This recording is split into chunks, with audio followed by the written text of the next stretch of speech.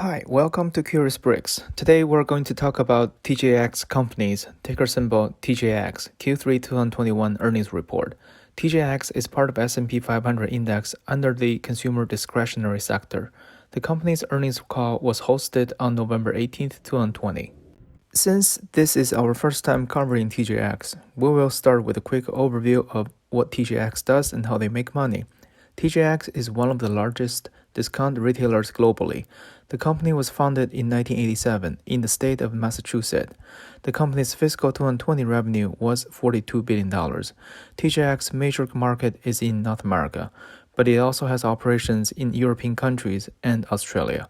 TJX business is structured into U.S. segment and foreign segments. The U.S. segment is split into Marmaxx and Home Goods.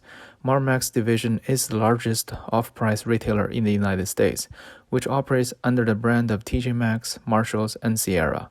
Home Goods division is a leading off-price retailer of home fashions in the U.S.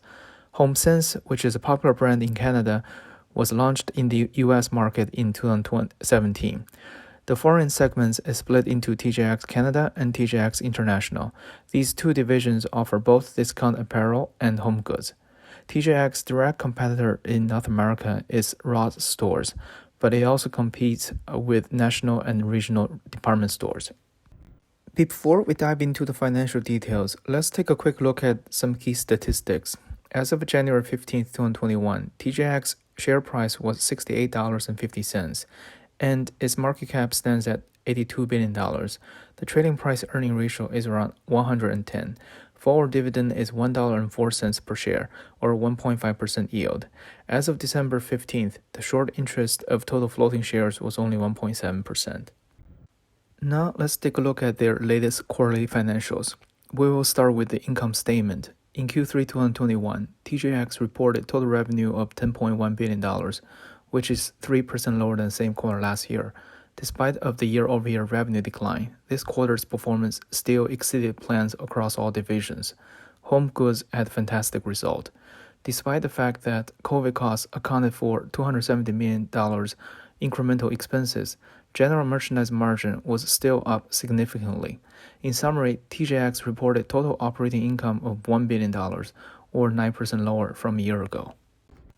Now moving to the balance sheet. TJX increased its cash on hand by $7.4 billion to a total of $10.6 billion, while long-term debt increased by $3.2 billion to $5.4 billion from February. The increase of cash and long-term debt came from the recent debt issuance in April. Overall, TJX liquidity looks extremely strong. In this quarter, the management highlighted that a handful of categories such as home, beauty, and activewear showed strength. Due to the continued strong performance of home category, TJX announced it will launch Home Goods e-commerce site in second half 2021. Lastly, the management provided outlook for Q4. First, sales will be impacted due to store closures, which are mostly in Europe. Secondly, COVID-related costs are expected to further increase. Lastly, the company anticipates higher incremental freight costs due to capacity constraints and higher rates. During the Q&A session, several analysts were interested in the long-term perspective of gaining market share.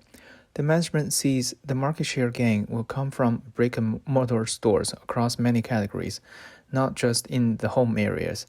A lot of consumers really want to go shop in store. One analyst asked about the strong merchandise margin in Q3 and questioned whether the trend will continue. The management commented that the mark-on was extremely strong. Home Goods Canada drove the majority, as they had very few markdowns. Some benefits will carry forward, but won't be able to maintain the degree seen in Q3. On the expense side, it's a mixed bag. Store closure, reduced capex and advertising spend, and lower travel expenses help improve the margin, but the wage and freight cost increase offset some of those benefits. Lastly, several analysts asked questions on the Home Goods division. Home Goods store expansion is delayed till fiscal year 2023. In general, 3% of new store opening is a typical growth target. In addition, HomeSense stores are also going strong. Once the HomeGoods.com is launched in second half 2021, It will further improve the existing business. Consumers will be encouraged to visit the stores based on online purchases. The increased freight cost will add 30 to 40 basis points incremental cost in Q4. Now let's take a look at TJX stock performance before and after the earnings call. TJX reported revenue of $10.12 billion, beat analysts' expectation of $9.39 billion, and its adjusted EPS of 71 cents also beat the consensus of 39 cents. However, the market had a mixed reaction after the earnings announcement. Lastly, here is the latest summary of analyst ratings of the company.